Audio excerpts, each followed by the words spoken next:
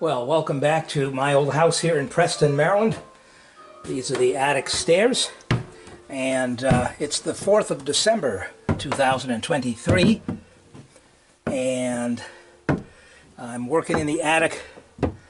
A couple of weeks ago, I got the machine for free, and a buddy of mine came over to give me a hand to put in the blown-in cellulose insulation, which you can see is everywhere.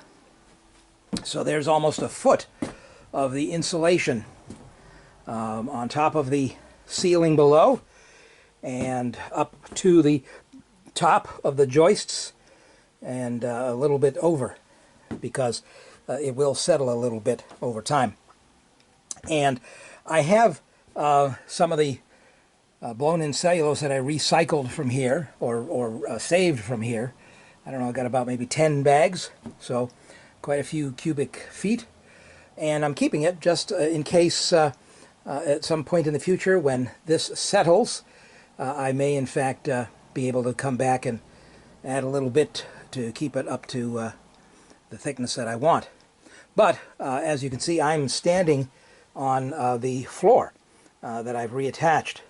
At the edges, you can't see because it's kind of buried under the dust and the extra floorboards. But what I've done is for about a foot or two out from the edges on each side, and a little less on that side and that side. I nailed the boards in.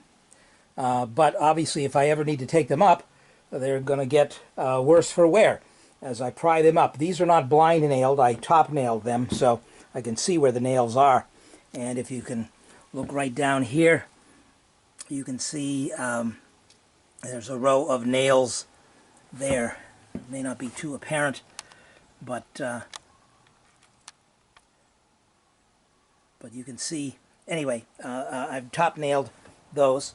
But obviously, if I want to take them up, it's going to be destructive.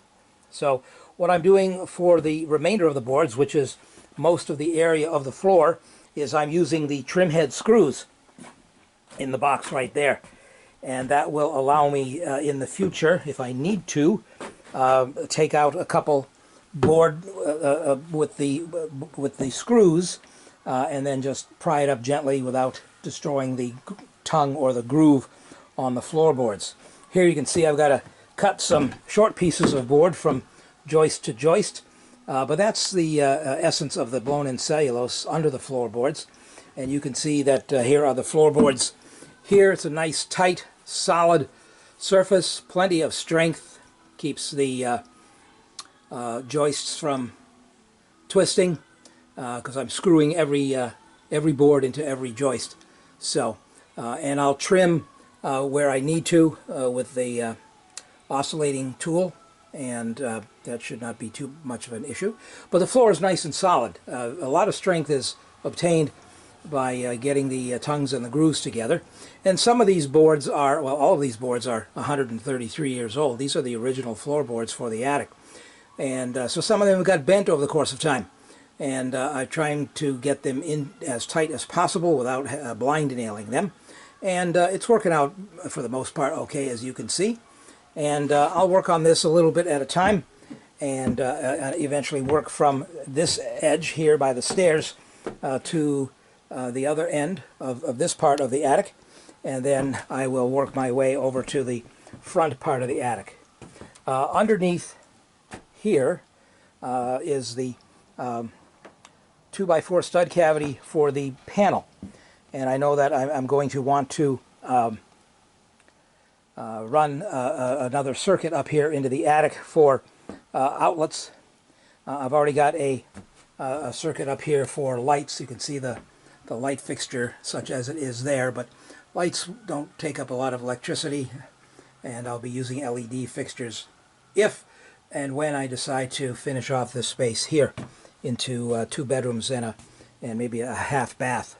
Don't know if I'm going to do a full bath because that involves a shower.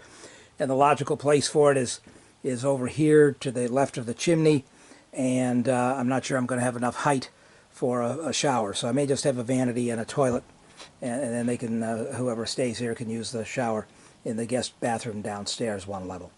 So anyway, as you can see, there's a lot of the insulation, and it took about 6 hours to get it all done, and I had just enough. I figured just about right, fortunately, and it's made a difference. The house is a little quieter. It's a little warmer on the second floor, and we've had some cold days in the 20s for the overnight lows, and I've got a piece of foam insulation that blocks the door, so I can keep the heat on the second floor when the HVAC system is putting out the heat. So in any event, the other thing that that I want to point out is, and I guess you can see it somewhat here, I used the 2-inch foam leftover to make a block at the end of the bay into which the cellulose was blown, because I didn't want to blow the cellulose over into the soffit. So the 2-inch foam provides a good backstop for the cellulose, and that sits on top of the wall plate all the way around the house, so that the insulation is above the ceiling and to the wall plate, and as it should be. So that is my envelope as far as the second floor ceiling goes. So again, I hope to, over the next few weeks, get this completely floored in, and then I can do a little more work up here with being able to put a ladder up and continue the gusseting at the peak on the other side of the chimney, and over here on this side. I'll also continue with a little reinforcement on the leaning side of the chimney, just for my own comfort. In any event, that's going to be it for this video. And again, I'm pleased at the effect of the insulation. Again, it's almost a foot, which is approximately R40 with the blow-in cellulose. So that's pretty good.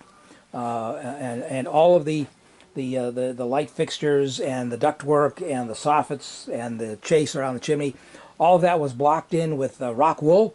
So I was able to blow the cellulose on top, and I plugged all the holes where there were, like where the fire alarms are, or the smoke detectors. So everything's nice and tight. I didn't get a rain of cellulose falling on the second floor. So I'm satisfied, and the way this floor is coming out, I'm also happy with it. And I'll make a little more progress today because it's about 3 o'clock in the afternoon, and then, as I say, I will continue over on that side and then over to the front of the house. So that's it for the insulation in the attic. And the next time I do a video up here in the attic, I will have finished putting the floor back in place. So that's it for now. See you in the next one.